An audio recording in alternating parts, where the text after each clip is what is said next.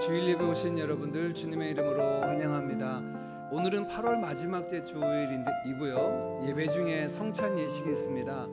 먼저 예배 시작하기 전에요, 세례와 입교를 하셨는데 아직 들어오시면서 입구에서 성찬 키트를 받아서 가지고 오시지 않은 분들은 지금 가져오시면 좋겠습니다.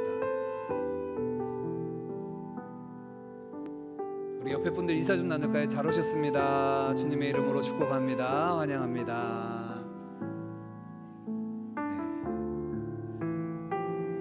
우리 다 같이 자리에서 일어나셔서 묵도하심으로 주일 예배 하나님 앞에 올려드리겠습니다.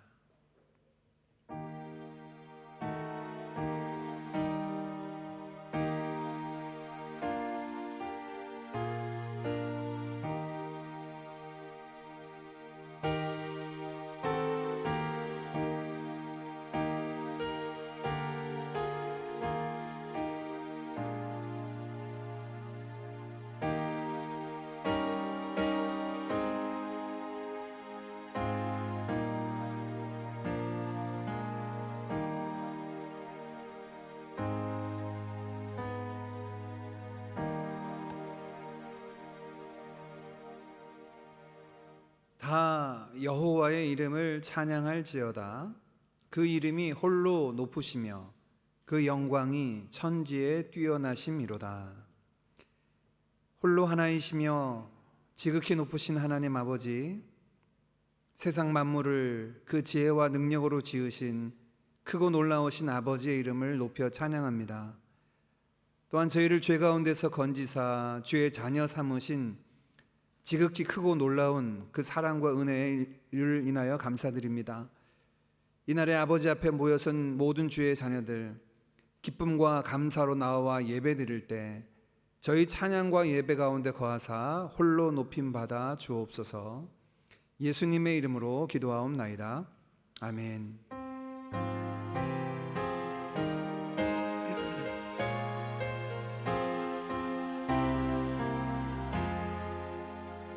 주 우리 하나님 하늘에 계시니 온천하 만민 주 앞에 찬송하네.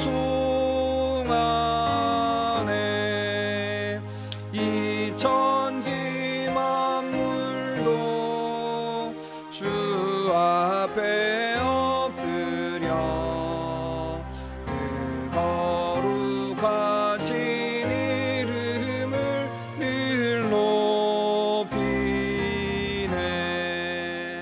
주 언약하신 것 끝까지 지키니 저 하늘 나라 향하여 곧 가리라.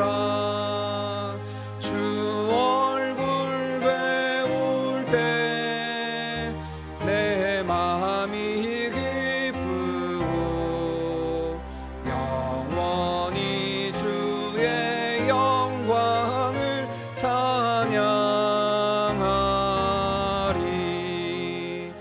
왕의 왕 되신 주 하늘에 계시니 이 세상 죄악이 기신 구주 예수.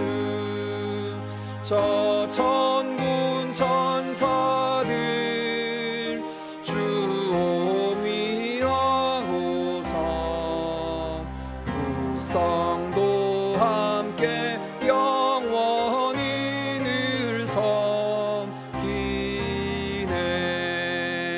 성삼위일체께 승리한 무리들 다 기쁜 소리 높여서 감사드려. 창조주 하나님 내 주님 되시니 주 앞에 나도 엎드려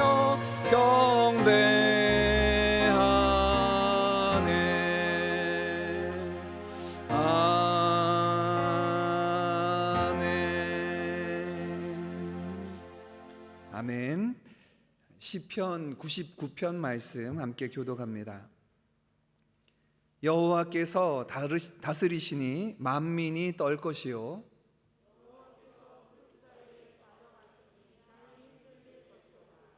시온에 계시는 여호와는 위대하시고 모든 민족보다 높으시도다.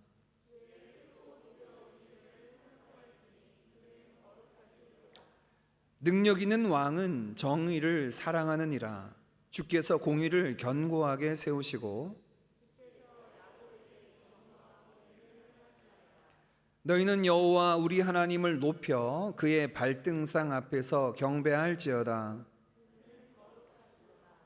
그의 제사장들 중에는 모세와 아론이 있고 그의 이름을 부르는 자들 중에는 사무엘이 있도다. 여호와께서 구름 기둥 가운데서 그들에게 말씀하시니 여호와 우리 하나님이여 주께서는 그들에게 응답하셨고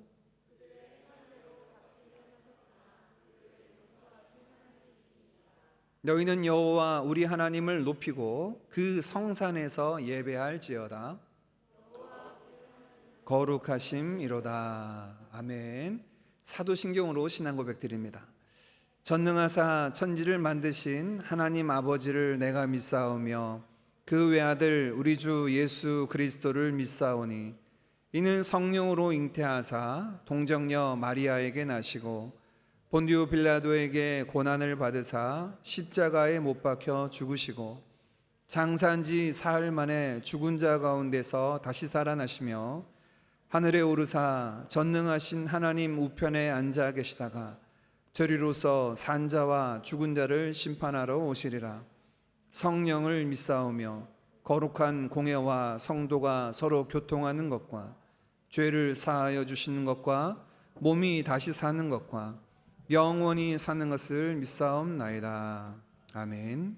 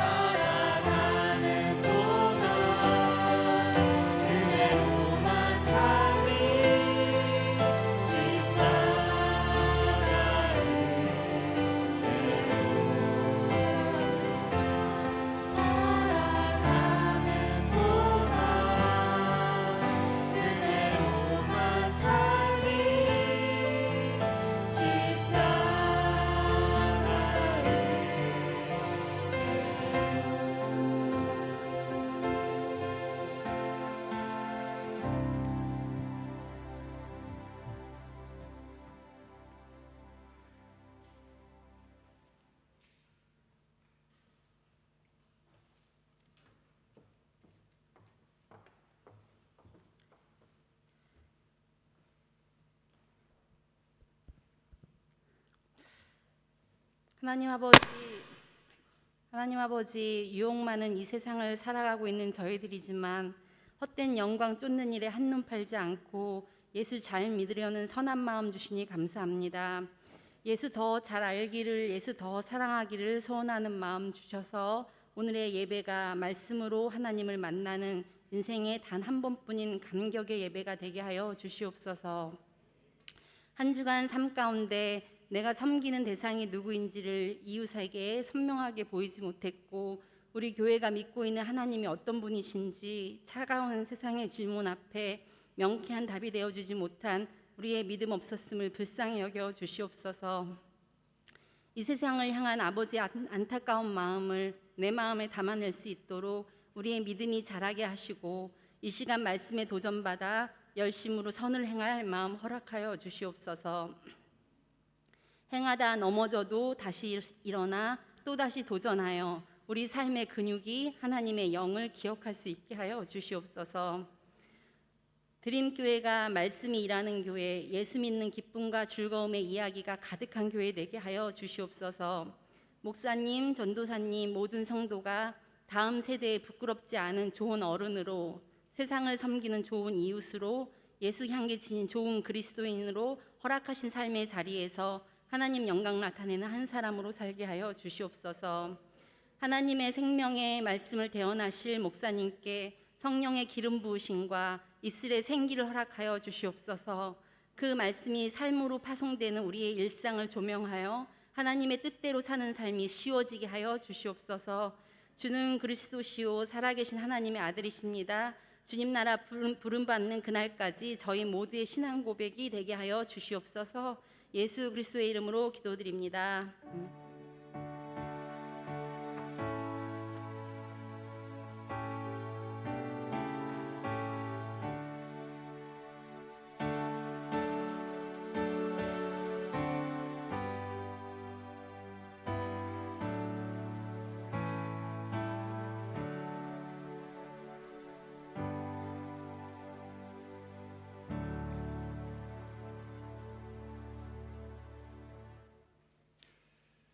이 시간 우리가 성찬 예식 함께 하도록 하겠습니다. 찬송가 494장 1절과 2절 부르시면서 함께 나아갈 텐데요.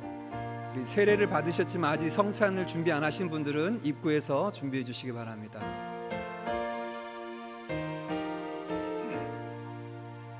만세 반석 열리니 내가 들어갑니다. 장애 허리 상하여 물과 피를 흘린 것 내게 용험되어서 정결하게 하소서. 내가 공을 세우나 은혜가 갚지 못하네. 쉼이 없이 힘쓰고 눈물 근심 많으나 구속 못할 죄인을 예수 홀로 속하네. 아멘. 말씀 같이 보겠습니다. 요한복음 6장 말씀입니다. 예수께서 이르시되 내가 진실로 진실로 너희에게 이르노니 인자의 살을 먹지 아니하고 인자의 피를 마시지 아니하면 너희 속에 생명이 없느니라. 내 살을 먹고 내 피를 마시는 자는 영생을 가졌고 마지막 날에 내가 그를 다시 살리리니 내 살은 참된 양식이요 내 피는 참된 음료로다. 내 살을 먹고 내 피를 마시는 자는 내 안에 거하고 나도 그의 안에 거하나니 살아계신 아버지께서 나를 보내심에 내가 아버지로 말미암아 사는 것 같이 나를 먹는 그 사람도 나로 말미암아 살리라. 아멘. 8월 우리 드림교회 장년부 주일학교의 내용이 하나님의 은혜의 방편인 성례에 관한 내용입니다. 우리 개신교회에는 두 가지 성례가 있습니다. 세례와 성찬 예식입니다. 세례는 일평생에 단 한 번 우리의 믿음의 고백돼 받게 되지만, 이 성찬 예식은 세례받은 이들, 곧 예수 그리스도가 나의 주 나의 하나님으로 고백하고 그리스도와 연합하여 그의 말씀에 복종하기로 작정하고 서약한 자들이 세례와 이후에 성찬 예식을 통하여 다시금 오늘 말씀하신 것처럼 예수님께서 내 살을 먹고 내 피를 마시는 자는 영생을 가졌다 하신 그 은혜를 눈에 보이게 우리의 몸으로 경험하는 예식이 바로 성찬 예식입니다. 예수님은 십자가 지시는 그 전날 밤 제자들과 함께 유월절 만찬을 행하시며 떡을 떼시고 잔을 나누시며 유월절 만찬, 하나님의 그 구원의 역사를 당신의 몸으로 피로 이루심을 보여주셨습니다. 이 시간 성찬을 대하며 다시금 성찬의 의미를 우리 마음에 새기기를 원합니다. 오늘 우리가 성찬을 대하며 저와 여러분을 향한 하나님의 그 크고 놀라운 사랑이 다시금 경험되어지기를 원합니다. 예수 그리스도께서 자신의 살을 찢으시고 피를 흘리셔서 저와 여러분의 대속 못할 죄를 대신 지셨음을, 그래서 그 살과 피를 통하여 얼마나 우리를 사랑하시는지를 경험하기를 원합니다.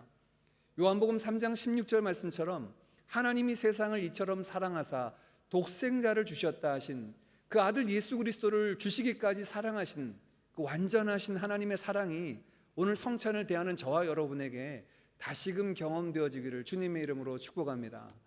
두 번째는 오늘 주님께서 말씀하신 것처럼 이 성찬을 대하면서 저와 여러분의 생명이, 저와 여러분의 영생과 구원이 우리의 행위로 말미암지 아니하고 오직 주께서 십자가와 부활로 이루신 이 사건을 통하여 우리에게 영생이 주어졌음을 경험하기를 간절히 원합니다. 우리 육신이 음식을 통하여 살아가게 되듯 우리의 영생도 마찬가지입니다. 우리 영생의 양식은 곧 예수 그리스도께서 찢으신 그 살과 피를 통하여 영원한 생명 얻었음을 성찬을 대하면서 다시금 저와 여러분 마음 가운데 새기기를 원합니다. 마지막 세 번째는 오늘 요한복음 6장에 예수님께서 말씀하신 것처럼 이 성찬을 대하는 자는 내가 그 안에 거하고 그는 내 안에 거하여 나와 함께 하겠다 하신 그 말씀대로 성찬의 유익이 여기 있습니다. 우리가 성찬을 대하며 하나님께서 우리에게 주신 그 한량없는 은혜를 통하여 우리 안에 왕으로 거하시고, 또한 우리가 주 안에 거하는 주님과 연합하고 동거하는 삶이 남은 때 저와 여러분의 삶 가운데 이루어지는 은혜가 성찬을 경험하는 사랑하는 모든 성도들 삶 가운데 있어지기를 주님의 이름으로 축원합니다. 이 시간 함께 같이 기도하겠습니다. 기도할 때 함께 나눈 말씀처럼 하나님, 주의 성찬을 대합니다. 성찬을 대할 때 한량없는 그 하나님의 사랑이 우리 가운데 주어지게 하시고, 또한 우리의 생명이 예수 그리스도로부터 주어지고 우리에게 부어졌음을 다시금 그 은혜의 감격 속에 사로잡히는 이 시간 되게 하여 주옵소서. 예수의 살을 먹고 예수의 피를 마시는 자는 내가 그와 함께 하겠다 하신 말씀처럼 이제 남은 때는 예수 그리스도와 함께 동고동락하며 주님과 함께하는 영생의 삶을 날마다 누리는 우리 모두가 되게 하여 주옵소서. 우리 함께 합심하여 같이 기도하겠습니다. 살아계신 아버지 하나님, 감사합니다. 오늘 예배 가운데 주께서 제정하시고 우리에게 명하신, 주님 다시 오실 때까지 행하여 기억하라 하신 성찬 예식을 거행합니다. 주님께서 우리를 대신해서 내어주신 그 살을 대하여 떡을 대하고, 주께서 우리를 위해서 흘리신 그 피를 대신하여 잔을 대합니다. 주의 살을 먹고 주의 피를 마시는 자는 영생을 가졌고 마지막 날에 내가 그를 다시 살리리라 말씀하신 대로 하나님 아버지 예수 그리스도의 살과 피를 대한 모든 믿음의 형제 자매들 가운데 영생의 은혜와 하늘나라의 그 영원한 약속들이 상속되어지고 그 약속을 따라 믿음으로 살아가는 주의 백성들 되도록 은혜 더하여 주시옵소서. 살아계신 아버지께서 주님 보내신 것처럼 이제 주님으로 인하여 살아가는 주의 백성들, 예수와 연합된 삶을 남은 때를 살아가는 우리 모든 성도들 되어도록 인도하여 주시옵소서. 아버지 하나님, 함께 해주시기를 원합니다. 주님 감사합니다. 살아계신 아버지 하나님, 이 시간 주께서 제정하시고 명하신 성찬 예식을 거행합니다. 주의 살과 피를 대할 때 그 한량없는 하나님의 사랑이, 말로 닿을 수 없는 하나님의 그 큰 은혜가 다시금 우리의 신령 가운데 폭포수처럼 부어지게 하여 주시옵소서. 또한 아버지 하나님, 우리의 생명이, 우리의 구원이 오직 예수께 있음을 고백하는 믿음의 고백 위에 견고히 세워지는 은혜가 있게 하여 주시옵소서. 예수로 더불어 살아가는 남은 때를 살아갈 수 있도록 성령님, 성찬을 대하는 모든 이들 가운데 역사하여 주옵소서. 예수님의 이름으로 기도하옵나이다. 아멘. 이 시간 같이 성찬을 대하겠습니다.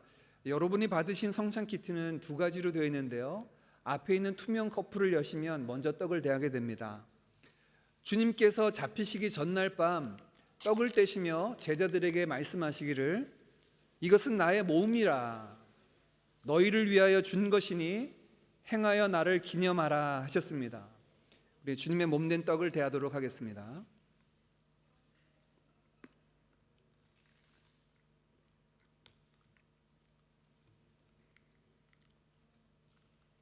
은색 커플을 여시면 잔이 있습니다. 주님께서 식후에 또 잔을 가지사 축사하신 후에 이 잔은 나의 피로 세운 언약이니 많은 사람의 죄사함을 위하여 흘리는 나의 피라고 말씀하셨습니다. 오늘 주님의 피를 대신한 잔을 함께 대하도록 하겠습니다.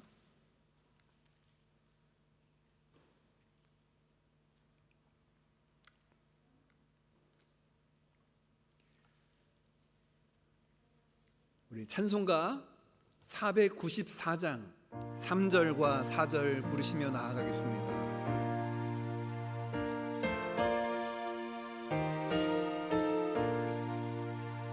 빈손 들고 앞에 가 십자가를 붙드네. 의가 없는 자라도 도와주심 바라고 생명샘에 나가니 나를 씻어주소서. 살아생전 숨쉬고 중어 세상 떠나서 거룩하신 주 앞에 끝날 심판 당할 때 만세 반석 열리니 내가 들어갑니다.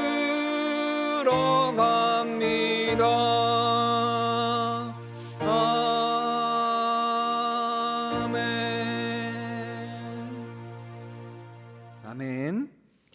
이 시간 교회 소식 함께 나누도록 하겠습니다. 오늘은 예배 후에 우리 부서장 모임으로 함께 모입니다. 남은 하반기 사역을 함께 논의하도록 하겠습니다. 더불어 우리 교회는 우리 중직자들과 교육자들, 또 각 부서의 부서장들이 함께 부서장 회의로 사역을 논의하고 또 섬기고 있습니다. 세워진 일꾼들을 위해서 여러분 함께 기도해 주시기를 바랍니다. 오늘은 8월 마지막 째 주일입니다. 매월 마지막 째 주일에 진행되는 작년 주일학교가 온라인으로 진행됩니다. 교회 홈페이지와 교회 유튜브 채널에 들어가시면 8월 작년 주일학교가 있는데요, 많은 분들이 세례와 성찬에 대해서 오해하시는 부분도 있고 잘 알지 못하는 부분도 있는데, 이번 8월 달 하나님의 은혜의 도구가 되는 하나님의 이 성찬에 대해서, 세례에 대해서, 성례에 대해서 바르게 알아가는 시간 되시기를 바랍니다. 오늘 마지막으로 광고를 드립니다. 한국 대학생 선교회 CCC에서 주관하는 여성 라이프 코칭 프로그램인 시그니피컨트 우먼이 9월 13일부터 진행이 됩니다. 화요일 날 시간이 되시고 관심 있는 분들, 또 내가 여성으로서 아내와 어머니로서의 사역을 알기를 원한다 하시는 분들은 참여하셔서 은혜의 시간 가지시기를 간절히 원합니다. 우리 9월 생일 맞은 분들, 9월은 형제들만 생일이 있으시더라고요. 우리 9월 생일 맞은 우리 형제자매들, 형제님들 축복해 주시기를 바랍니다. 오늘 함께 와서 예배를 드리는 자매님 계셔서 같이 환영하는 시간 갖도록 하겠습니다. 우리 유시은 자매님 오늘 예배 가운데 참석해서 함께 예배 드립니다. 우리 박수로 환영할까요?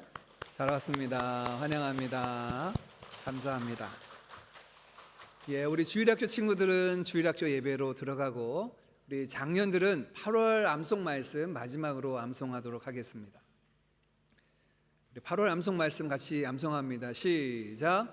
내게 능력 주시는 자 안에서 내가 모든 것을 할 수 있느니라. 빌립보서 4장 13절 말씀. 아멘.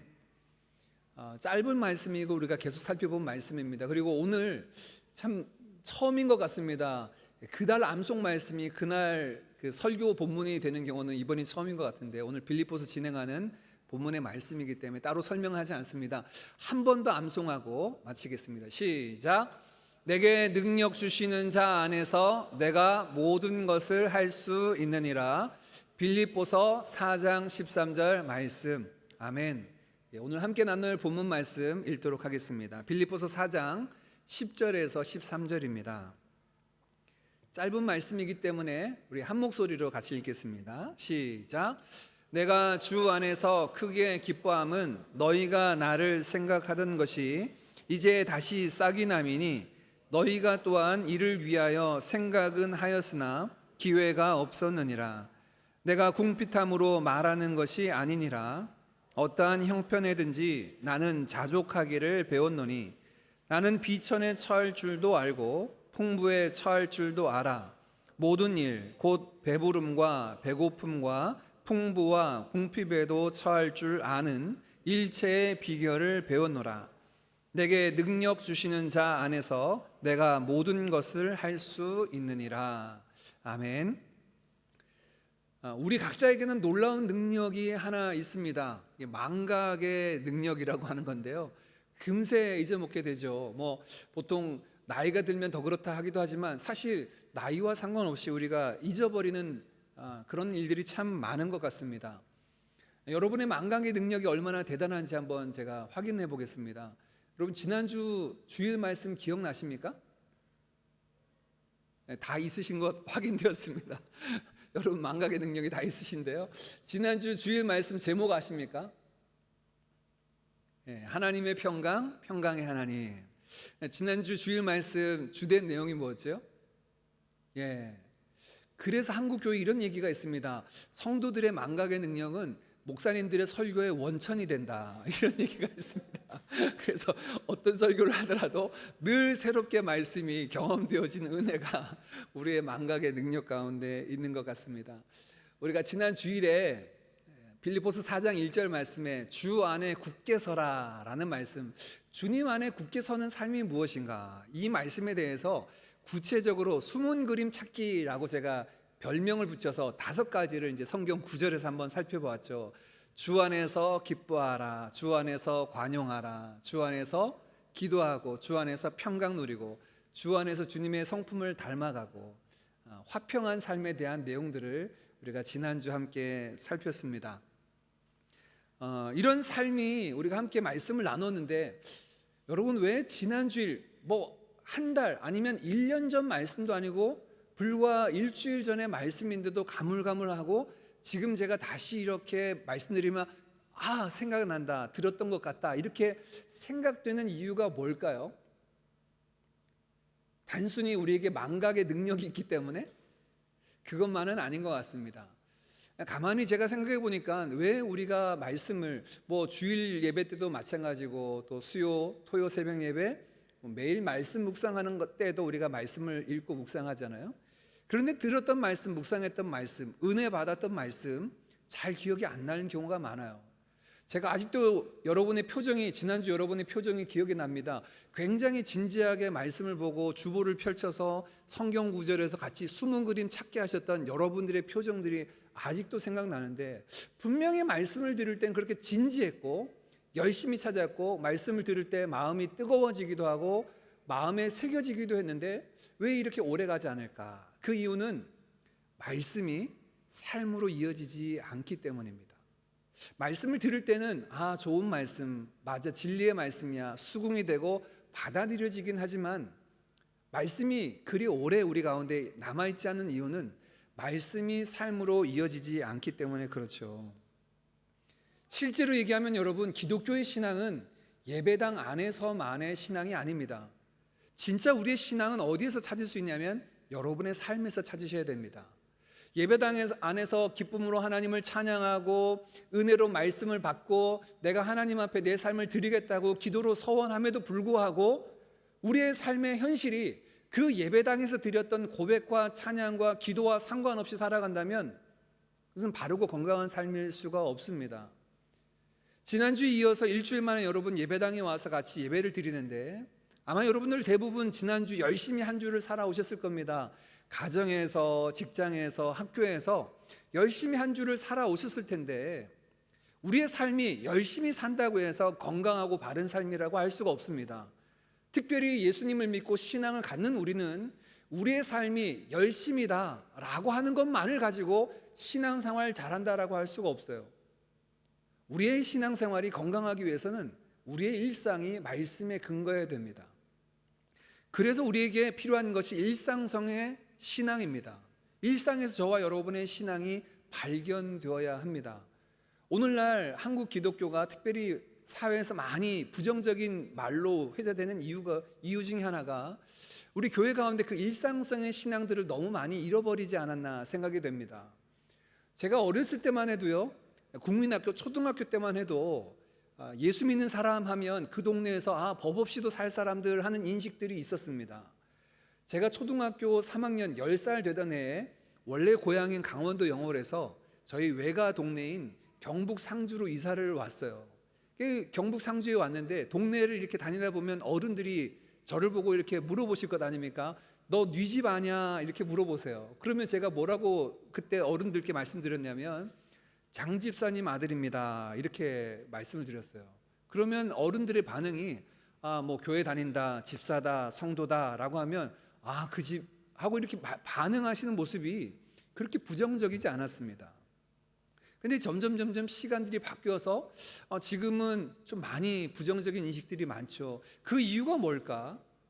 저는 일상성의 신앙을 잃어버렸기 때문이다라고 봅니다. 예전에 우리의 신앙의 선배들, 우리 부모님 세대들은 말씀 그대로를 믿고 믿은 그대로 살아내는데 우리는 말씀을 듣고 우리의 삶 속에 그 말씀이 실현되고 구현되는 삶인들이 그렇게 많지 않은 것이 문제가 아닌가. 저와 여러분의 신앙은 삶에서 확인이 되어야 됩니다. 그래서 우리가 지난주 마지막에 본 말씀이 빌립보서 4장 9절 말씀에 바울은 이렇게 권면을 했습니다. 우리 4장 9절 같이 한번 읽어볼까요? 시작. 너희는 내게 배우고 받고 듣고 본 바를 행하라. 거기까지요. 보세요. 바울은 주님 안에 굳게 서라 라고 이렇게 권면한 이후에 주님 안에 굳게 서는 삶을 5가지 그림으로 그려서 보여주고 난 이후에 뭐라고 지금 빌립보 교인들을 권면하면 너희는 내게 배우고 받고 듣고 본 바를 행하라. 그래서 제가 지난주 마지막 말씀이 그렇게 얘기했어요. 바울이 지금 권면하는 걸 보면 4가지를 얘기하는데 사실은 두 모둠입니다.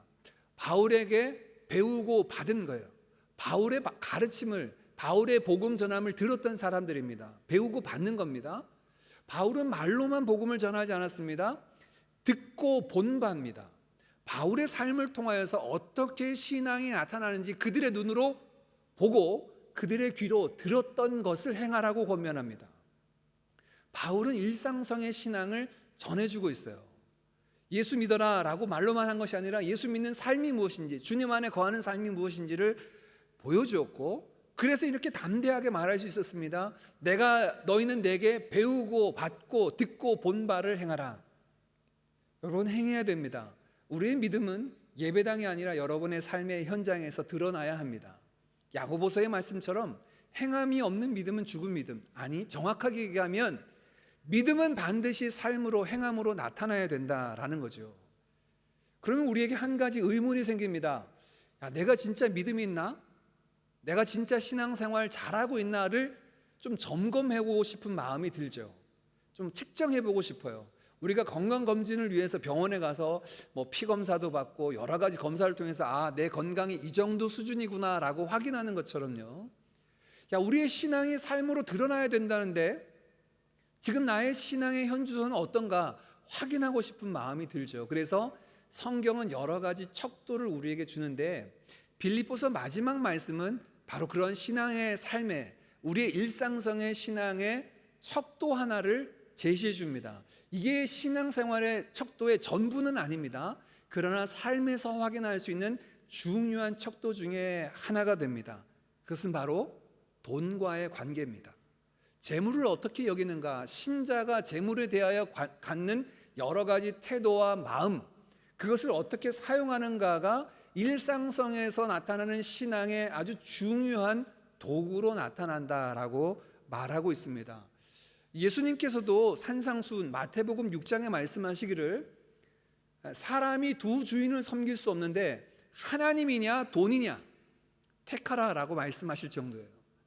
이 돈은 하나님께서 우리의 삶에, 물질은 유용한 도구로 주셨습니다. 그래서 삶을 살아가면서 이러저러한 삶의 필요들을 채워가기도 하고 사용하기도 합니다. 가치 중립적인데 문제는 인간 안에 있는 이 죄성이 돈을 더 많이 갖고 싶어하는 욕심이 있고요, 돈을 사랑하게 되는 그 마음의 문제가 생긴 거죠. 그래서 어느 순간 돈이 가지고 있는 그 힘, 돈이 가지고 있는 그 편리성 때문에 마치 돈이 점점 사람들에게 그 위력을 과시해서 하나님과 같이 되려고 하는 모습처럼, 존재처럼 여겨지기도 합니다. 이거를 보통 흔히 우리가 이야기하기를 맘모니즘이라고 얘기하는데요, 돈을 신처럼 섬기는 우상을 말하죠. 돈이 신이 되어버린 세상을 말합니다. 이에 대해서 바울은 마지막 빌립보서를 말하며 주님 안에 굳게 서라 할 것을 권면한 이후에 너의 삶을 점검하라 하는 그 척도, 바로미터로 물질에 관한 이야기를 들려주는데, 이번 주와 다음 주에 관해서 우리가 두 주에 걸쳐서 살펴보겠습니다. 먼저 이번 주의 말씀은 그 물질에 대해서 내가 어떻게 반응하는가에 대한 내용이라면, 다음 주에 볼 내용들은 그 물질을 사용하는 것에서 나타나야 되는 우리의 신앙생활에 관한 부분들을 보여주고 있습니다. 바울은 먼저 앞서서 이 빌립보 교인들에 대한 사랑과 애정을 표현했죠. 바울뿐만이 아닙니다. 빌립보 교회도 얼마나 바울을 아끼고 사랑했는지 모릅니다. 그래서 평생의 바울의 사역의 후원자였고 동력하는 교회였습니다. 특별히 바울이 로마 감옥에 갇혔다 하는 소식을 듣자 이 빌립보 교회를 사역하고 있는 에바브로디도라고 하는 사역자, 목회자의 편에 선교 헌금을 모아서 에바브로디도 편에 바울을 향하여 보낼 정도로 아주 아끼고 사랑했죠. 그래서 빌립보서 1장에 보면 바울은 그에 대한 감사의 고백들을 했습니다. 그리고 오늘 본문 말씀에도 마지막에 다시 한번 그 감사와 고마움을 표하는데요, 우리 10절 말씀 같이 읽어볼까요? 시작. 내가 주 안에서 크게 기뻐함은 생각하던 것이 이제 다시 싹이 남이니 너희가 또한 이를 위하여 생각은 하였으나 기회가 없었느니라. 아멘. 어떤 연유였는지 모르겠지만 어느 순간 여러 가지 연유에 있어서 계속적으로 동력하는 관계가 잠시 끊어졌던 시기가 있었던 것 같습니다. 그런데 다시 바울의 소식을 들었던 빌립보 교회가 그에게 선교 헌금을 보내주었는데 10절 제일 앞에 보면 내가 주 안에서 크게 기뻐했다라고 말합니다. 빌립보 교회가 사랑으로 그에게 보낸 이 사랑의 선물을 받고 크게 기뻐했는데 너희의 마음들, 나를 생각하던 너희의 마음들, 그 사랑을 내가 알기 때문이다 라고 말합니다. 여러분에게 누군가 필요한 만큼의 돈을, 물질을 준다면 여러분 마음이 슬프겠습니까? 기쁘겠습니까? 뭐 기쁘죠. 이건 슬퍼할 사람은 없죠. 고민할 사람 없습니다. 바울도 그러지 않았을까? 돈이 생기면 갑자기 자고 일어났는데 공짜 돈, 공돈이 생기면 다들 와 이것 가지고 뭐 할까? 그동안 하고 싶었던 것 하려고 이런저런 막 궁리를 하지 않겠습니까? 바울도 지금 주 안에서 내가 크게 기뻐한다라고 하는 것은 이 빌립보 교회에서 이렇게 후원한 선교 헌금이 왔기 때문인가? 라고 생각할 수 있는데 그렇지 않습니다. 바울은 연이어서 11절에 이렇게 이야기합니다. 내가 궁핍함으로 말하는 것이 아니니라. 어떠한 형편에든지 나는 자족하기를 배웠다라고 말합니다. 내가 지금 궁핍해서 너희들이 가져다 주는, 너희들이 보낸 이 선교 헌금에 대해서 크게 기뻐하고 감사하고, 그래 필요한 때 적절하게 잘 왔네라고 말하는 것이 아니라는 거예요. 다른 얘기로 얘기하면 무엇입니까? 너희에게서부터 온 선교 헌금, 돈이 나의 기쁨이 아니라는 겁니다. 그러면 그의 기쁨이 무엇이었을까요? 내가 주 안에서 크게 기뻐한다라고 10절에 말씀했던 그의 기쁨은 무엇이었을까요? 그와 함께 동력했던 빌립보 교인들의 마음입니다. 사랑입니다. 그를 애틋하게 보여주는 그들의 관심과 기도와 격려입니다. 그것이 바울에게 크게 기쁨이지, 그들에게 보냈던 물질, 물론 필요하고 유용했겠죠. 그러나 내가 궁핍함으로 너희에게 이야기하는 것이 아니라, 이것들이 주어졌기 때문에 내가 기쁘고 이것이 없기 때문에 내가 슬프고 낙심하고 좌절하는 것이 아니다. 왜냐하면 나는 어떤 형편에든지 자족하기를 배웠다라고 말합니다. 자, 첫 번째입니다. 그리스도인의 일상성의 신앙에서 우리가 우리의 신앙을 점검할 수 있는 첫 번째 바로미터는 돈에 대한 우리의 마음인데, 돈에 대한 신자들이 가져야 될 마음은요, 자족하기입니다. 이 자족한다라고 하는 말은 말 그대로 스스로 만족한다는 거죠. 실제적으로 내가 필요한 만큼이 채워져서 만족하는 게 아니라요, 내가 있는 것들을 그냥 스스로 내가 이 정도쯤이면 괜찮아 라고 채워져서 만족하는 것이 아니라, 절대적인 양과 상관없이 있는 것으로 족한 줄 여기는 마음이 바로 자족하는 마음입니다. 지금 소유한 것, 하나님께서 베푸신 것을 족한 줄로 아는 것이 자족이라는 것이죠. 이 자족이, 특별히 물질에 대해서, 돈에 대해서 자족한다라고 하는 것들이 신앙의 아주 중요한 부분으로 교훈되고 있는데, 다른 서신서인, 목회 서신 중에 하나인 디모데전서 6장에서는 이 부분을 아주 길게 설명을 했습니다. 6장 6절부터 10절인데요. 우리 한 절씩 살펴보면서 보겠습니다. 6절입니다. 그러나 자족하는 마음이 있으면 경건은 큰 이익이다. 6절부터 8절까지는 긍정적인 권면의 말씀인데, 돈에 대해서 자족하는 마음이 있으면 경건에, 신앙생활에 큰 유익이 됩니다. 자족하지 못한다면 반대로 우리의 신앙생활에 큰 해가 되고 어려움이 되죠. 자족하는 것에 대해서 인식이 있습니다. 왜 우리는 자족해야 됩니까? 이어진 7절, 우리가 세상에 아무것도 가지고 온 것이 없고 또한 아무것도 가지고 갈 수 있는 것이 없기 때문이다. 성경에도 이 말씀이 있지만, 보통 이제 불교에서도 공술의 공수거라고 하는 말로 이 말을 이야기하기도 하죠. 인생에 있어서 사실 우리가 소유라고 말할 수 있는 것들요, 나의 소유라고 이야기할 수 있는 것이 과연 무엇인가? 소유가 아니라 태어날 때, 죽을 때 아무것도 소유할 수 없는 것을 본다면, 살아가면서 필요한 정도, 살아가면서 그때그때 필요한 것들이 공급되어질 뿐이지, 존재할 뿐이지, 그것이 영원한 나의 소유, 그것이 나의 것이다 라고 이야기할 수 있겠는가 라고 하는 말씀으로 8절이 이렇게 얘기합니다. 그러면 우리가 먹을 것과 입을 것이 있은즉 족한 줄로 알 것이다. 자족하는 것에 대한 부분을 이야기하며, 살아가면서 사실 우리에게 필요한 것이 있죠. 기본적인 필요는 의식주라고 얘기하죠. 먹고 입고 살아가야 될, 자야 될, 누워야 될 어떤 것들이 기본적인 필요를 이야기하는데, 살아가면서 이런 먹을 것과 입을 것이 있다면 족한 줄로 여기자라고 하는 이 부분들, 그냥 삶의 필요들, 기본적인 필요들이 채워지는 것에 관한 말씀을 하고 있습니다. 8절까지 말씀은 긍정적인 이야기라면 9절부터 10절 두 절은 우리에게 경고의 말씀을 들려주는데요. 먼저 9절입니다. 부하려고 하는 자들은 시험과 올무와 여러 가지 어리석고 해로운 욕심에 떨어지나니 곧 사람으로 파멸과 멸망에 빠지게 하는다. 첫 번째 9절 말씀은요, 부하려고 하는 자, 즉 나는 부자가 되고 싶어, 나는 갑부가 되고 싶어 하는 자들에 대한 경고. 10절 말씀은 돈을 사랑함이 일만하게 뿌리가 된다, 돈을 사랑하는 마음을 갖는 자들에 대한 경고입니다.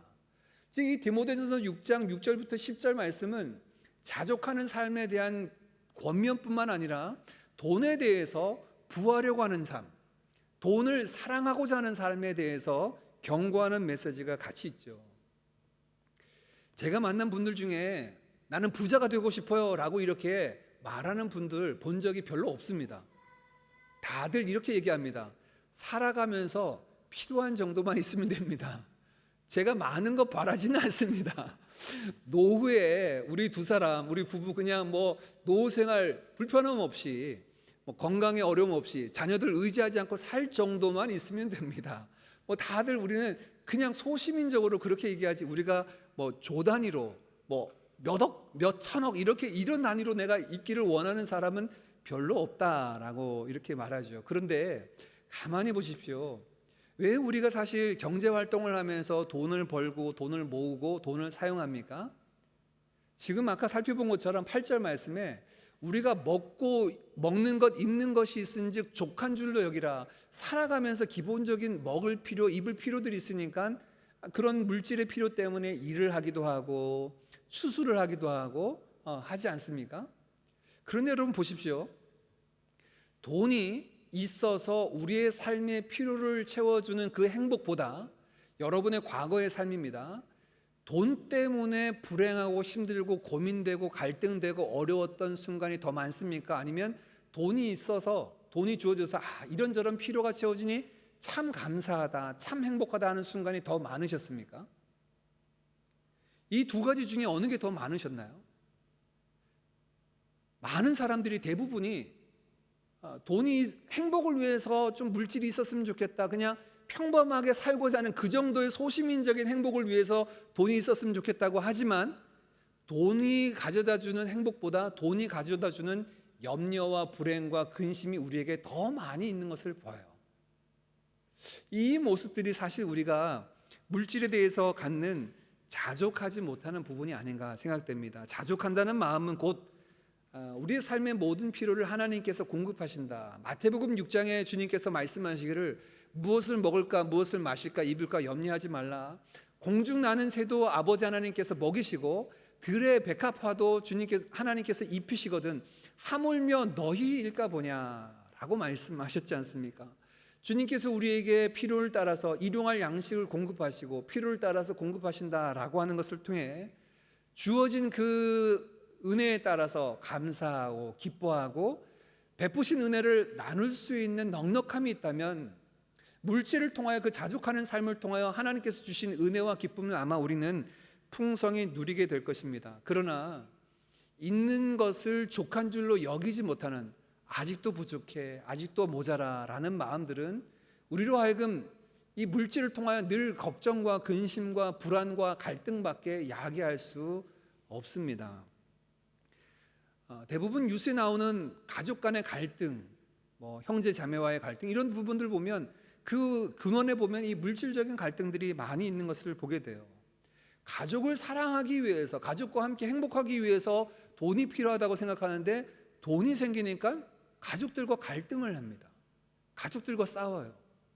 누가 더 많이 가져야 되는가라고 형제들과 싸우며 의절하기도 하는 모습들을 보죠. 있는 것을 족한 줄 알지 못하고 주신 것에 감사하지 못하는 우리의 인간의 욕심들이 갖는 부분이라 생각됩니다. 이 자족한다라고 하는 것은 그러면 어떤 삶을 말하는 것일까요? 바울의 오늘 표현에 의하면 12절 말씀에 이렇게 표현합니다. 우리 12절도 같이 읽습니다. 시작. 나는 비천에 처할 줄도 알고 풍부에 처할 줄도 알아. 모든 일 곧 배부름과 배고픔과 풍부와 궁핍에도 처할 줄 아는 일체의 비결을 배워노라. 자족한다는 건요, 그냥 내 삶에 필요한 것들이 이렇게 채워졌어 라고 자족하는 게 아니고요. 자족은 내가 비천에 처할 줄도 알고 풍부에 처할 줄도 알고, 내 상황이 지금 비천합니다. 없어서 무시당하는 상황이에요.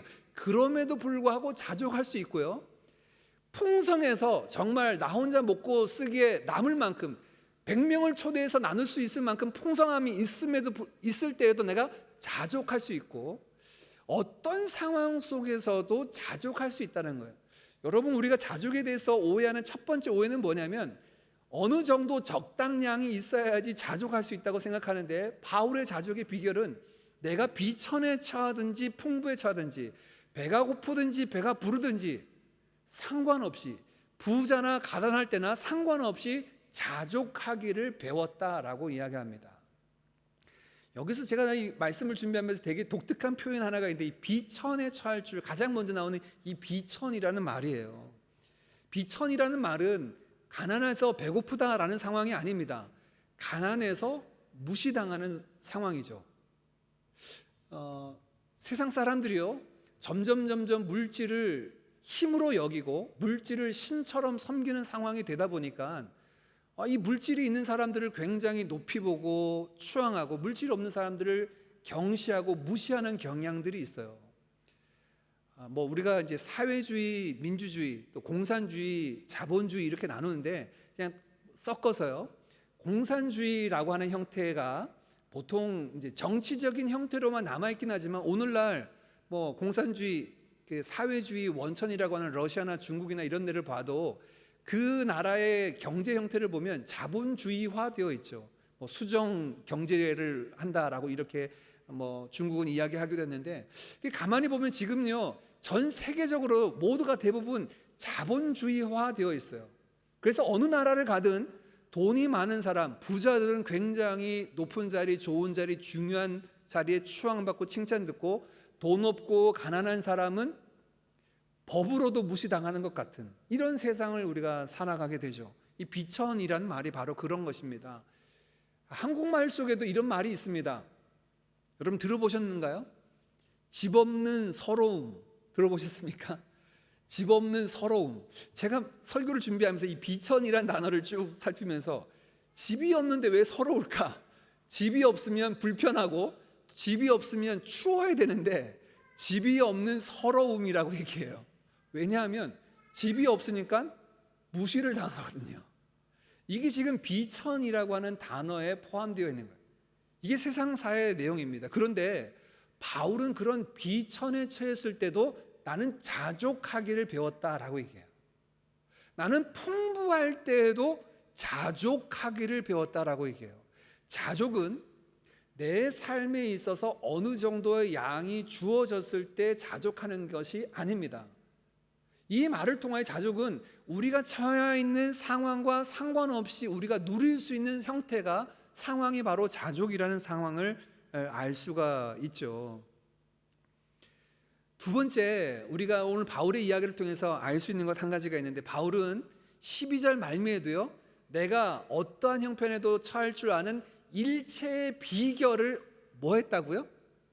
배웠다. 이 배웠다는 표현이 바로 앞절인 11절에 한 번 더 나옵니다. 내가 어떠한 형편이든지 나는 자족하기를 배웠다. 11절 마지막에도 나는 어떤 형편이든지 자족하기를 배웠다. 12절 마지막에도 나는 일체의 비결을, 자족하는 일체의 비결을 배웠다라고 얘기합니다. 우리 모두도 사실 돈 때문에 걱정하고 근심하기보다 자족하며 살고 싶어요. 누가 이게 돈 때문에 걱정하고 근심하고 갈등하는 걸 좋아합니까? 다들 있는 걸 족한 줄 알고 살고 싶은데 그렇게 되지 않잖아요. 어떻게 자족하는 삶이 될까라고 할 때 바울은 뭐라고 얘기하냐면 자족하기를 배웠대요. 자족은 어느 날 내가 기도를 열심히 하니까 40일 금식 기도하니까 갑자기 내 성정이 바뀌어져서 내가 이제 자족하기를 배웠다. 비천에 처해도 나는 자족할 수 있어. 이렇게 바뀌어지는 게 아니라는 겁니다. 자족은 배워서 갖추는 것이다 라고 바울은 얘기하죠. 어디에서 어떻게 배울 수 있습니까? 12절 내용입니다. 비천에 처한 상황, 풍부에 처한 상황이 자족을 배울 수 있는 학교입니다. 배움터입니다. 그냥 비천에 처하는 걸 불편하고 힘들다라고만 생각하고, 풍부에 처했을 때 편하고 안락하고 내가 원하는 거 다 할 수 있다고만 생각하는 게 아니라, 삶의 모든 순간이 자족하기를 배우는 배움터라고 여겼을 때 바울은 그 모든 순간에 자족하는 삶을 배워갔다라고 말하고 있습니다. 여러분의 삶의 현장이 자족하기를 배우는 순간입니다. 지금도요. 지금도 그렇습니다. 부끄럽지만 제 이야기를 하나 여러분과 함께 나누기를 원하는데요. 제가 여러 번 나누어서 아시는 분도 아시겠지만, 제가 대학생 시절에는 이제 아르바이트를 하면서 학교를 다녔습니다. 군대를 한 학기만 공부를 하고 이제 군대를 좀 일찍 갔다 오고 복학하면서 한 3년 정도 제가 그 새벽에 신문 배달을 하면서 한 3시간, 3시 반 정도에 일어나서 한 뭐 6시 반 정도까지 한 3시간 4시간 신문 배달하고 씻고 학교 가고 이렇게 한 생활을 이제 했습니다. 3년간 이제 아주 부지런히 다녔고, 근데 신문 배달을 해서는 제 책값, 뭐 식비, 용돈 정도는 벌 수 있는데 문제는 학비였어요. 학비를 벌어야 되겠다 해서 여름 방학, 겨울 방학 때는 이제 학비를 벌 수 있는 아르바이트를 좀 했습니다. 제가 운전을 상당히 잘합니다. 안 믿으시는 눈치인데요. 한 번은 제가 아르바이트로 택시 운전 아르바이트도 한 번 한 적이 있었고요. 대학생 시절에. 그리고 이제 기억에 남는 아르바이트 중에 하나는 분식집 배달 일을 겨울 방학 때 한 번 한 적이 있어요. 추운 겨울에 이게 오토바이로 배달하는 일이 쉽지 않더라고요. 눈이 오거나 이런 미끄러울 때는 굉장히 어려웠는데, 그때 한 이야기입니다. 제가 분식집 배달 일을 하면서 한 2달여 동안 배달 일을 하면서 제일 부러웠던 사람들이 중국집 배달원이었습니다. 왜냐하면 이 분식집 배달 그릇은 다 뚝배기예요. 돌이에요. 그래가지고 중국집 배달원 보면 플라스틱 그릇에 배달하는 거 보면 얼마나 가벼울까. 이 그릇을 수거할 때도 큰 통에다 그냥 담으면 되는데, 이 분식집 배달은 배달한 것만큼 거두러 갈 때도 다 똑같이 한 번씩 가야 되니까 너무나 힘들더라고요. 그래서 중국집 배달원이 그렇게 부럽더라고요. 한 번은 찌개와 여러 가지 백반을 시킨 사무실이, 늘 주로 시키는 사무실에 있었어요. 점심에 배달을 갔습니다. 한 4층에 있는 사무실이었는데, 이제 음식을 테이블에 내려놓으려고 이렇게 이제 그 배달통에서 꺼내고 있었는데, 찌개에서 국물이 이렇게 흘러 넘쳐서 그 배달통에 넣었던 수저를 쌌던 그 종이가 이렇게 젖었어요. 그래서 이게 못 먹게 되었습니다. 그 사무실에서 이제 경비를 계산해주는 자매가, 격리였죠. 격리 자매가 이제 와서 이제 저한테 계산을 해주려고 왔는데, 제가 그 자매한테 미안합니다, 죄송합니다, 이게 좀 젖었네요 했더니, 제가 평생에 들었던 그 모욕의 순간 중에 거의 탑에 들어갈 정도로 이 자매님이 막 저한테 막 뭐라 그러는데, 식사가 오니까 이제 일하던 사람들이 다 몰려올 거 아니에요. 한 10몇 명이 쭉 모여왔는데 사람들이 쭉 섰는데 그 자매가 저한테 막 무안을 주는 거예요. 이제 그때 제 나이가 한 20대 중반이었는데, 그래서 제가 이제 식당에 다시 전화를 하지 않았겠습니까? 전화해서 지금 다시 수저를 가지러 가야 되겠다, 준비해 주십시오라고 이제 얘기하고, 다시 가져다 드리겠습니다 하고 그 사무실에서 내려서 이제 다시 오토바이를 타러 내려가는데, 내려갈 때 어떤 생각이 그 계단에서 들었냐면, 내가 만약 이 사무실에서 이 일로 이 사무실을 방문하지 않고 이 배달원의 옷을 입고 방문하지 않고 고객으로 멋진 양복을 입고 이 사무실에 방문을 했다면 아까 그 자매가 나한테 어떻게 반응을 했을까, 그런 생각이 문득 드는 거예요.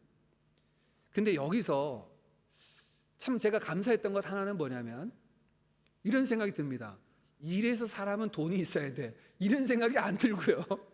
이런 생각이 안 들고, 참 감사하게 제게 하나님께서 이 자족을 아는 훈련의 시간이었던 것 같아요. 어떤 마음이 들었냐면, 나는 평생에 그 사람이 입고 있는 옷이나 그가 하는 일을 통하여서 그 사람을 대하지 않아야 되겠다.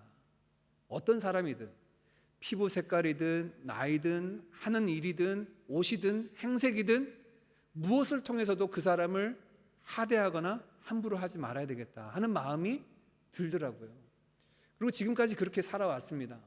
지금도 이제 싱가포르에서 보면 건물에서 청소하시는 분들, 집에서 청소하시는 분들, 집을 드나들 때 콘도 앞에 있는 가드를 만나거나 할 때 먼저 제가 인사를 하고 고맙다고 인사하기도 하고 간식을 나누기도 하고 이런 일을 하는데, 저는 그때 참 그 기억들이 제게 너무나 유익되고 감사한 순간이었습니다. 그 순간이 없다면, 그냥 단순히 제가 어떤 자매가 평생에 잊을 수 없는 창피를 내가 당했다 이렇게만 여겼다면 그게 제게 무슨 유익이 있겠습니까? 그런데 하나님이 그 순간을 저한테 어떤 순간으로 경험되게 하셨냐면, 자족을 배우는 순간을 주셨어요. 내가 어떤 옷을 입든, 내가 어떤 일을 하든, 어떤 행색을 가지고 있든 사람을 그렇게 대하지 말아야 되고 나도 그렇게 여겨야 되겠다. 제가 그렇게 학창 시절에 그런 여러 가지 일을 하면서 학교를 다녔지만 한 번도 제가 하는 일에 대해서 부끄러워하거나 왜 우리는 이렇게 가난할까, 어려울까 이런 생각을 해본 적이 없어요. 늘 일할 수 있음에 감사했고 즐겁게 그 일들을 감당했는데, 제 인생을 돌아보면 그 순간들이요, 하나님께서 자족하기를 배워가게 하신 순간이었던 것 같습니다. 삶에 자족하는 것들, 자족은 배움입니다. 그런데 제가 오늘 오전에 교사 예배 때도 이 말씀을 함께 교사들과 나누는데, 여러분, 이 자족을 배우는 순간이 어느 순간이 우리에게 더 유익할까요? 비천에 처해서 자족하기를 배우는 것과 풍부에 처해서 자족하기를 배우는 이 두 순간 중에 어느 순간이 더 유익하고 또는 어느 순간이 더 어려울까요? 비천에 처해서 자족하기를 배우는 게 더 어려울 것 같지만, 제가 보기에는 돈이 많아서 자족하기를 배우는 순간이 더 어려울 것 같아요. 왜냐하면 대부분의 사람들이 많이 소유한 것을 통해서 가지고 있는 이 물욕, 욕심 때문에 그 욕심을 이기는 것이 쉽지 않은 것 같습니다. 그래서 예수님께서도 비유하시면서 이 부자가 천국에 가는 것이 어찌 그리 어려운지 낙타가 바늘길을 통과하는 것보다 더 어렵다 하실 정도였으니까요. 이 얘기는 부자는 구원 못 받는 얘기가 아닙니다. 부한 것, 그가 가지고 있는 부가 그걸 내려놓고 그리스도를 믿고 의지하는 삶을 굉장히 어렵게 한다라고 하는 것을 봐서는 부한 것이 우리에게 더 어렵게 자족하는 삶을 배워가는 것이 더 어려운 순간이 아닐까 생각이 듭니다. 어떤 분들과 이런 자족하는 삶에 대해서 말씀을 나눌 때였습니다. 성경 공부의 시간이었는데 한 분이 저한테 그런 얘기를 했어요. 목사님, 기독교에서 자족하기를 배우라는 말은 별로 안 좋은 것 같습니다. 왜요? 제가 여쭤봤더니 하는 말씀이, 자족하는 삶은, 자족하라는 이 메시지는 현실 안주하는 삶을 살게 하는 것 같습니다. 당신은 뭐 더 필요한 거 없으니까 그냥 현실에 안주해서 그냥 지금 하나님께서 때때로 주시는 대로 족한 줄 알고 더 열심히 일할 필요도 없고 더 무엇인가 더 성취할 필요도 없고 그냥 그저 그렇게 주시는 대로만 살아가면 되는 거 아닌가라고 하는 현실에 안주하는 삶을 가져다 주지 않을까요? 라고 이렇게 이야기를 하시더라고요. 보통 우리가 생각하는 자족하는 삶은 그렇게 오해할 수가 있습니다. 그런데 성경에서 특별히 하나님께서 우리의 인생을 통하여 자족하는 비결을 배우는 이 삶은 좀 색깔이 다릅니다. 어떻게 색깔이 다르냐면 우리가 암송하고 있는 8월달 암송 말씀이 바로 이 말씀 뒤에 붙어 있기 때문입니다. 마지막으로 같이 한번 읽어볼까요? 시작. 내게 능력 주시는 자 안에서 내가 모든 것을 할 수 있느니라. 나는 자족하는 일체의 비결을 배워서 어떻게 살아도 괜찮아. 나는 그냥 되는 대로 살 거야. 주시면 받고 안 주시면 없으면 뭐 굶고 살지. 이런 삶이 자족이 아니에요. 이게 성경에서 말하는 자족하는 삶이 아니라 내가 어떤 형편에서든지 주님과 함께 동행하고 말씀을 따라 살아갈 그 삶의 동력을 잃어버리지 않는 것이 자족입니다. 그래서 모든 형편에서 내가 일체의 비결을 알게 되었다라고 하는 그 말씀 뒤에 바울은 뭐라고 얘기하냐면 내게 능력 주시는 자 안에서 내가 모든 것을 할 수 있습니다. 여기 모든 것은요, 말씀대로 살아가는 그리스도의 증인으로 살아가고 주 안에서 굳게 서는 삶을 살아가는 그 모든 것을 할 수 있다는 겁니다. 비천에 처한 그 삶의 현장에서도 내게 능력 주시는 자 안에서 내가 그리스도인으로 살 수 있고요, 풍부에 처한 그 상황 속에서도 내게 능력 주시는 자 안에서 내가 올바르게 거룩과 경건의 삶을 살아가는 그 삶을 살아갈 수 있고, 내가 지금 바라는 이 자족은 내게 능력 주시는 자 안에서 어떤 형편에든지 자족하여서 하나님께서 내게 맡겨주신 그 사역을 감당하는 삶을 열망하는 삶입니다. 그러니 현실에 안주하는 삶이 아니죠. 오해하지 말아야 됩니다. 자족이라고 하는 것은 반대로 이야기하면 이 13절 말씀에 의하면 이런 말씀입니다. 삶의 모든 순간에 베풀어 주실 하나님의 은혜를 기대함으로 내가 멈춰서지 않고 하나님께서 내게 주신 온 힘과 온 지혜를 다해서 내가 말씀에 의지해서 말씀대로 살아가는 것을 멈추지 않겠다. 내가 그 삶을 향해 달려나가고 힘쓰겠다라고 결단하는 것이 자족하는 삶입니다. 오늘 바울이 그것을 권면해요. 빌립보 교인들에게 이렇게 말하며 시작했습니다. 당신들이 나에게 보내준 게 너무 기쁜데 사랑으로 인하여 마음으로 기쁘다. 내가 궁핍에 처함으로 이것을 당신들에게 말하는 것이 아니다. 나는 어떤 형편에서든지 자족하기를 배웠고 나는 비천에 처하든지 풍부에 처하든지 상관없이 자족하는 일체의 비결을 배운 사람이다. 그래서 내게 능력 주시는 주님 안에서 난 뭐든지 할 수 있어. 가난하다고, 환경이 어렵다고, 내게 주어진 것이 없다고 못한다? 이런 것 없어. 나는 내게 능력 주시는 자 안에서 모든 것을 할 수 있는 존재야 라고 고백하는 것이 진정한 자족하는 자의 삶입니다. 우리 교회의 한 가지 일을 좀 여러분과 나누기를 원합니다. 우리가 이제 코로나를 벌써 지나온 지 2년 반 정도 지나왔죠. 2020년 초에 이제 싱가포르에서는 3월, 4월에 락다운이 되기 시작하면서 이제 삶에 여러 가지 어려움이 찾아왔고, 우리 신앙적인 어려움은 교회가 모이지 못한 여러 가지 어려움들도 있었고, 함께 모여 예배드리지 못하고 기도하지 못한 그 어려움들이 아직까지 조금씩 남아있긴 합니다. 그때 이제 어떤 마음들이 있었냐면, 야, 이러면 모여서 우리가 예배드리지 못하면 우리가 헌금 드리는 것도 좀 제한도 있고, 또 다들 형편들이 좀 어려워지니까 교회가 재정적으로도 조금 어려워지지 않겠나, 교회의 재정이 마이너스가 되지 않겠나라고 이렇게 우려하는 분들도 계셨고요. 실제적으로 이제 다른 교회들, 뭐 한국 교회도 마찬가지고 많이 좀 어려운 교회들도 생겨난 것도 사실입니다. 그런데 지난 2년간 우리 드림교회 가운데 제가 참 감사한 것은, 제가 한 번도 교회 재정에 대한 내용들을 뭐 여러분의 헌금의 내역을 살피거나 뭐 매주 우리 교회 잔고가 얼마 있다 뭐 이런 것들을 확인하지 않고 그냥 주시는 대로 목회할 수 있어서 저는 너무 감사합니다. 교회 이제 재정부에서 교회 전체에 보고할 때만 저도 같이 그 보고 내용을 볼 뿐인데요. 2020년을 결산하고 2021년을 결산하는 두 해 결산 때의 일입니다. 저는 이제 예상하기를 이제 교회 공동의회를 통하여 예결산을 할 때 작년에 비해서 분명히 재정적인 부분이 어려워졌겠구나, 마이너스가 됐겠구나라고 예상을 했는데 2020년도에 결산하는데 플러스가 된 거예요.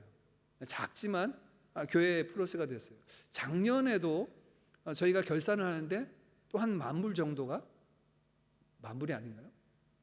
정확한 액수는 기억이 안 나는데 또 플러스가 돼서 전년도 대비 또 플러스가 돼서 결산이 된 거예요.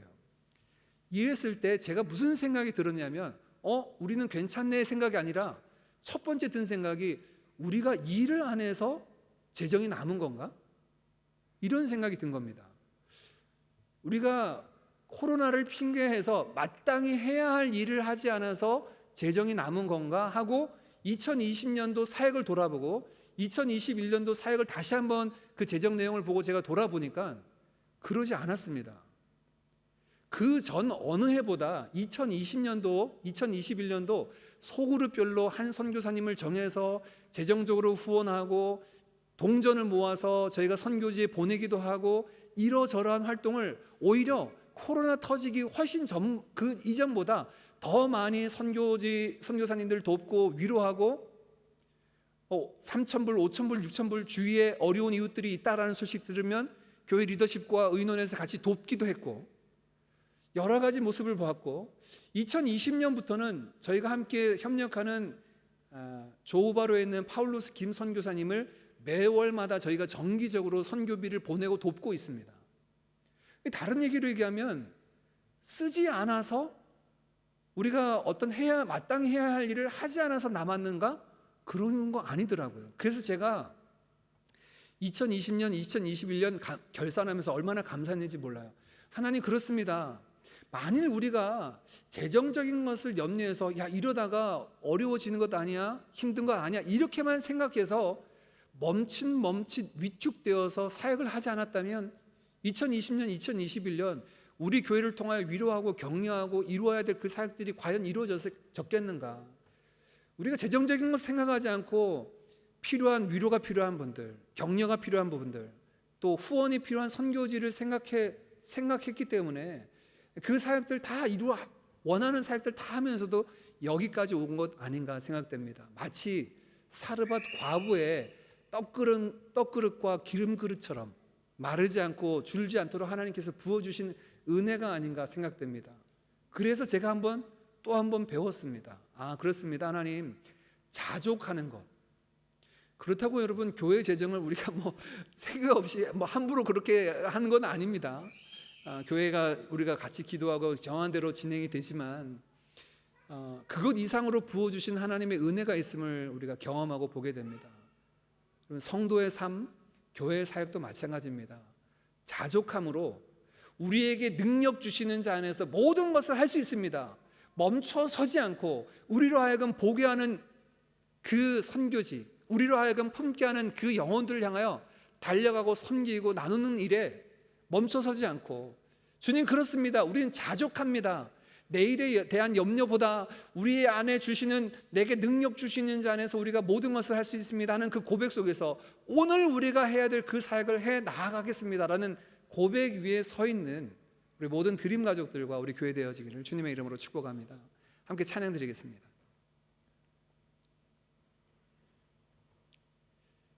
하나님의 사랑을 사모하는 자, 하나님의 평안을 바라보는 자, 마음속에서 우리가 살아가면서요, 우리의 삶의 모든 필요들이 공급하시는 그 은혜 가운데 있음을 발견하고 주만 바라보겠습니다, 내게 능력 주시는 자 안에서 모든 것을 할 수 있습니다 하는 그 고백, 주만 바라보며 나아가겠습니다 하는 우리 되기를 원합니다. 함께 고백하겠습니다.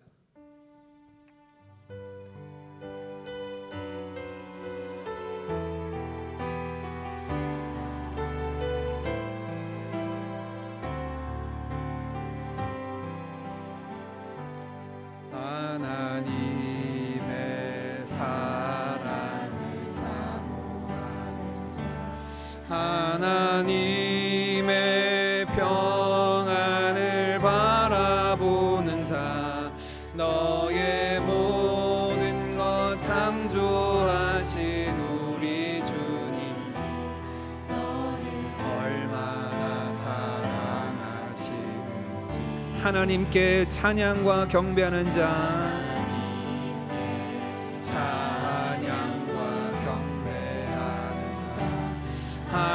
하나님의 선하심을 닮아가는 자, 너의 모든 것 창조하신 우리 주님이 너를 자녀 삼으셨네. 하나님 사랑의 눈으로 너를 어느 때나 바라보시고, 하나님 인자한 귀로서 언제나 너에게 기울이시니, 어두움에 밝은 빛을 비춰주시고 너의 작은 신음에도 응답하시니, 너는 어느 곳에 있든지 주를 향하고 주만 바라볼지라. 아멘. 이 시간 우리 함께 같이 합심해서 기도했으면 좋겠습니다. 여러분 그렇습니다. 우리의 삶이 유지되는 건요, 살아가게 되는 것이 우리가 쥐고 있는 돈에 의해서, 재물에 의해서 되어진다 생각되면 그 돈에 매이게 되고 그 돈 때문에 걱정하고 근심하게 될 것입니다. 그러나 오늘 말씀하신 것처럼 자족하는 삶의 비결이라는 것은 우리가 쥐고 있는 것에 의해서 우리의 삶이 진행되는 것 아니요, 우리의 삶의 주관자 되신 아버지 하나님의 은혜로 우리의 삶이 진행되는 것을 알고 경험하는 삶일 것입니다. 지나간 2년 반 정도의 이 코로나 기간 동안 우리가 교회적으로 경험한 바 아닙니까? 어떻게 이 어려운 시기들을 우리 교회가, 성도들이 이렇게 견디며 왔습니까? 돌아보니 하나님의 은혜였습니다. 우리가 쥐고 있는 것으로, 우리의 염려로, 우리의 계획으로 진행된 것이 아니라 오직 하나님의 은혜로 되어진 것인 줄 믿습니다. 암송 말씀처럼 내게 능력 주시는 자 안에서 내가 모든 것을 할 수 있습니다. 비천할 때에도, 풍부할 때에도, 어떤 형편에서든지 자족하기를 배워서 내게 주시는 그 힘으로 힘써 섬기며, 힘써 사랑하며, 힘써 거룩과 경건을 이루는 주의 백성과 교회들 되게 하여 주시옵소서. 기도하겠습니다. 살아계신 아버지 하나님, 감사합니다. 하나님, 오늘도 예배 가운데 선포되는 말씀을 통하여 우리가 주님 안에서 살아가는 그 일상이 물질을 신으로 섬기는 삶이 아니라 오직 하나님만을 섬기며 주의 은혜로 삶이 진행되어져 옴을 고백하는 삶이 되게 하신 것 감사합니다. 지금까지 지내온 것 오직 주의 은혜입니다. 아버지 하나님의 사랑으로 공중 나는 새를 먹이시고 들의 백합화를 입히시듯 먹이고 입히신 그 은혜로 여기까지 왔습니다. 사랑하는 모든 드림 가족들이 오늘 바울의 고백처럼 어떠한 형편에서든지 자족하기를 배워 아는 자들 되게 하옵시고 그 자족하기를 누리는 은혜가 있게 하여 주시옵소서. 물질에 의해서 휘둘리는 삶, 물질에 의해서 우리의 삶과 생각과 마음이 휘둘리지 아니하게 하시고 오직 주님만 바라봄으로 내게 능력 주시는 자 안에서 내가 모든 것을 할 수 있습니다 고백하며 달려나아가는 사랑하는 성도들, 우리 드림교회 되도록 주여 함께하여 주시옵소서. 주님 은혜를 베풀어 주시기를 원합니다. 주님 은혜를 더하여 주시옵소서. 함께하옵소서.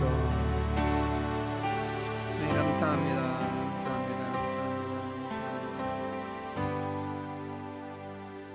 좋으신 아버지 하나님 감사합니다. 오늘도 기쁨으로 하나님을 예배하며 하나님을 모시고 주님과 동행하는 삶이 어떠해야 함을 다시금 말씀을 통하여 깨닫게 하신 것 감사합니다. 우리의 신앙이, 우리의 경건이 일상 속에서 나타나되 물질에 매이는 것 아니요 내게 능력 주시는 자 안에서 주님 바라봄으로 하나님의 공급하심 가운데 그 은혜 가운데 이루어져 감을 날마다 경험하여 알아가는 사랑하는 모든 드림 가족들 되게 하여 주시옵소서.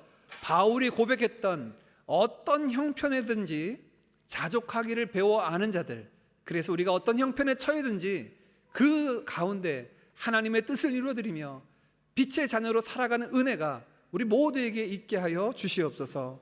오늘도 하나님의 소유된 백성임을 고백하며 귀한 예물 하나님 앞에 올려드립니다. 그 물질과 우리의 삶 전부를 주님 기뻐 받아주시고 하나님의 영광 위하여 사용하여 주옵소서. 지금은 우리 주 예수 그리스도의 크신 은혜와 하나님 아버지의 그 한량없는 사랑하심과 성령님의 교통하심이 오직 하나님만을 주인으로 섬기며 자족을 배워 능력 주시는 자 안에서 모든 것을 감당하기로 작정하는 사랑하는 모든 드림 가족들과 저들의 삶과 사역 위에 지금으로부터 영원토록 함께 있을지어다. 아멘.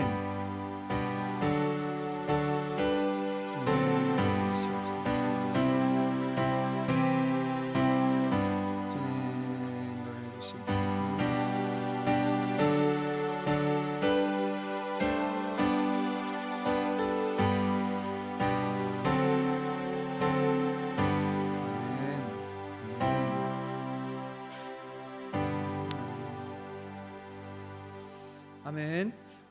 광고를 제가 누락한 것이 있어서 좀 나눕니다. 여러분 성찬 나누신 키트는 나가시면서 쓰레기통에 버려주시고요.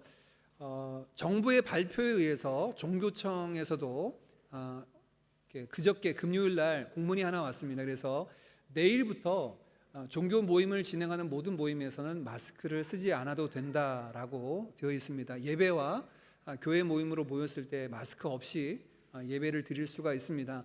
그렇지만 아직도 우리가 몸이 좀 불편하거나 주변에 좀 주의가 필요한 분들이 있으십니다. 기저질환이 있으신 분도 계시니까요. 그런 분들을 배려하는 것이 우리 가운데 있어야 됩니다. 우리가 정부에서는 프리하지만 옆에 있는 분들을 배려하면서 또 감사한 것은 다음 주부터는 여러분도 이제 마스크를 벗고 예배 드릴 수 있는 은혜가 있으니까요. 좀 편하게 내가 마스크 없이 예배 드릴 수 있기를 원하시는 분들은 조금 거리를 두고 예배를 드리셨으면 좋겠습니다. 그리고 우리 지난 주 중에 이제 우리 최내영 자매님이 아버님이 편찮으셔서 지금 한국 방문 중에 있는데요.